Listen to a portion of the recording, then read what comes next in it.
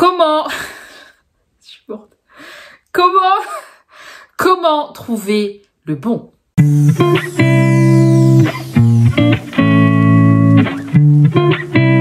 Je suis Nesrine, ta coach en séduction et en développement personnel. Tous les jours, je t'aide à incarner cette femme séduisante, confiante et puissante qui prend les rênes de sa vie sentimentale. Et sans plus tarder, entrons dans le vif du sujet. Qui est le bon? Who's the good? The good one. Who's the good one? Qui est l'élu parmi 7 milliards d'êtres humains sur Terre? L'autre est un miroir, c'est-à-dire que l'autre est le reflet de la relation que tu as avec toi-même. L'objectif premier de toute relation, et surtout d'une relation amoureuse, est d'apprendre à te connaître. On cherche à l'extérieur, alors que nous ne savons même pas qui nous sommes à l'intérieur. On cherche le bon, alors que nous sommes perdus et que nous ne nous sommes même pas retrouvés en vérité. On cherche le bon, mais suis-je la bonne pour le bon que je pense être bon pour moi? Il y a beaucoup de femmes qui souhaitent être en relation, qui souhaitent s'engager dans des relations amoureuses, mais qui ne savent pas elles-mêmes ce qu'elles recherchent chez un homme. Ce qui justifie leur choix, leur mauvais choix. Ce qui explique en vérité la qualité, je dirais, médiocre de leur relation. Et cette posture de base, ce facteur inconnu, cette non-connaissance de soi, je dirais, pousse les femmes à s'embourber beaucoup plus facilement dans des relations peu épanouissantes, destructrices, toxiques. Il faut tout d'abord s'interroger sur les véritables raisons qui motivent votre volonté de construire une relation amoureuse. Interrogez-vous sincèrement et soyez vraiment honnête avec vous-même. Si c'est l'ennui, si c'est votre manque affectif ou votre manque d'estime de soi qui motive en vérité votre désir de relation, sachez que vous allez probablement foncer droit dans le mur. Les relations n'existent que pour nous faire grandir. Le rôle de l'autre sera de nous refléter nos propres incohérences, nos propres manques, nos faiblesses et nos failles narcissiques. C'est-à-dire que vous ne pouvez pas rencontrer l'amour si vous ne vous aimez pas profondément. Pourquoi? Parce que vous serez guidé par autre chose que votre profond désir. C'est-à-dire que vous serez guidé par votre manque affectif, votre besoin de validation et de reconnaissance. Vous agrippez vos relations en manque et forcément vos standards sont bas. Lorsque vous essayez d'utiliser l'autre pour combler chez vous ce que vous n'arrivez pas à combler, ce que vous n'arrivez pas à rassurer, vous tombez dans la dépendance affective, vous tombez dans des relations toxiques, vous acceptez des comportements inacceptables, vous êtes angoissé, vous agrippez vos relations en manque, vos relations deviennent destructrices. La dépendance affective ou l'art de s'aimer par procuration, vous avez besoin de l'autre pour vous aimer vous-même, vous avez besoin d'utiliser l'autre, une entité incontrôlable, pour vous rassurer sur votre valeur. Impossible, c'est impossible, ce n'est pas viable, ce n'est pas viable, ce n'est clairement pas viable parce que l'autre est incontrôlable. Si l'autre n'est plus là, vous n'existez plus, point d'interrogation. Non. Si vous réduisez l'amour à la magie du hasard, vous êtes mal barré. Dans l'amour amoureux, il y a une part d'irrationnel. Mais pour vous projeter dans une relation de longue durée, vous devez y mettre une part de rationnel.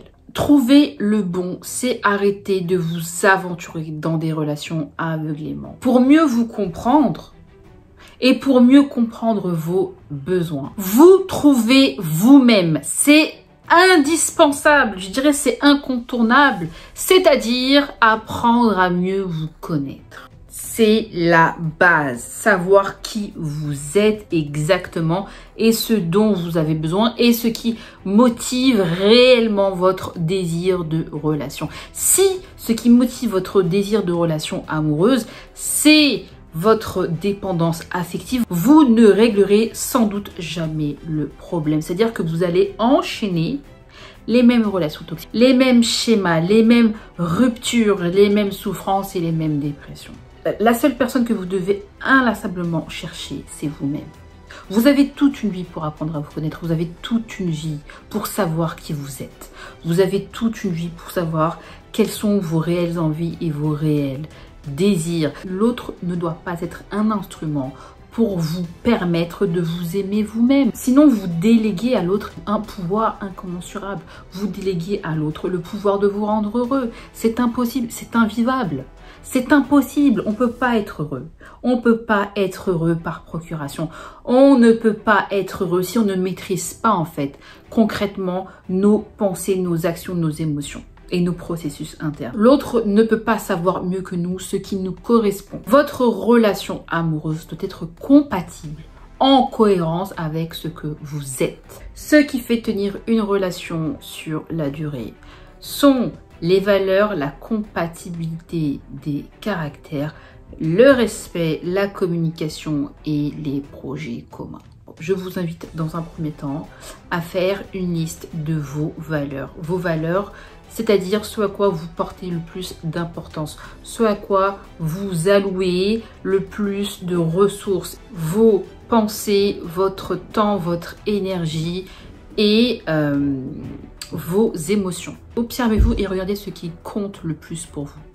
La famille, la carrière, le travail, les amis, l'amour, la liberté, etc., etc., etc. Regardez ce qui compte le plus pour vous et les actions en fait que vous entreprenez pour nourrir vos propres valeurs. Nos valeurs permettent de valoriser notre vie. Faites une liste concise, faites une liste des critères essentiels que vous recherchez chez un homme. Notez les qualités, notez les défauts que vous ne supportez pas chez une personne. Des défauts clairement invivables, des défauts rédhibitoires, des défauts qui sont incompatibles avec votre personnalité.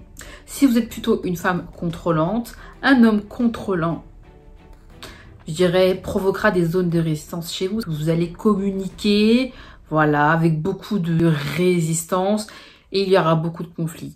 Ce qui est compatible avec une personne contrôlante, c'est une personne un peu plus souple, un peu plus, je dirais, même dépendante. La compatibilité des caractères est essentielle. Clairement, deux personnes contrôlantes, c'est incompatible. Deux personnes contrôlantes, c'est la guerre. Le couple est en vérité complémentaire. Une personne contrôlante s'associe mieux avec une personne un peu plus dépendante, un peu plus souple, un peu plus, je dirais, moins résistante dans le caractère. Je vous invite également à clarifier les critères d'une relation respectueuse selon vous. Si la fidélité est une valeur majeure, mettez-la en number one. C'est-à-dire que l'infidélité, c'est quelque chose d'impossible, c'est-à-dire que c'est quelque chose d'impardonnable.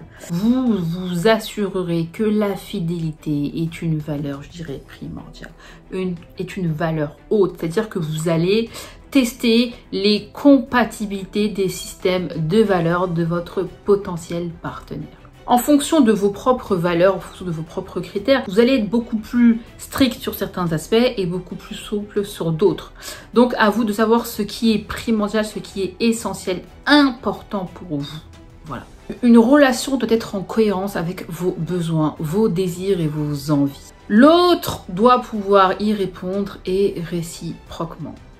Force est de constater que l'intensité émotionnelle, que les sentiments ne suffisent pas à faire tenir une relation sur le long terme. L'annonceur d'une rupture, c'est lorsque l'un des partenaires se sent moins bien nourri dans ses valeurs et qu'ensemble, vous ne faisait rien pour redresser la barre. Ce qu'il faut retenir, c'est qu'il est nécessaire de savoir exactement ce que l'on valorise le plus dans notre vie. Mieux se connaître, c'est mieux connaître l'autre.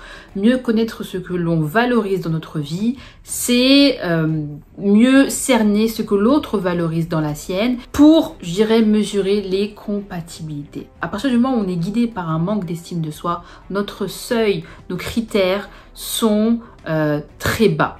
Nos critères, les critères qui nous permettent de rentrer en relation, s'abaissent.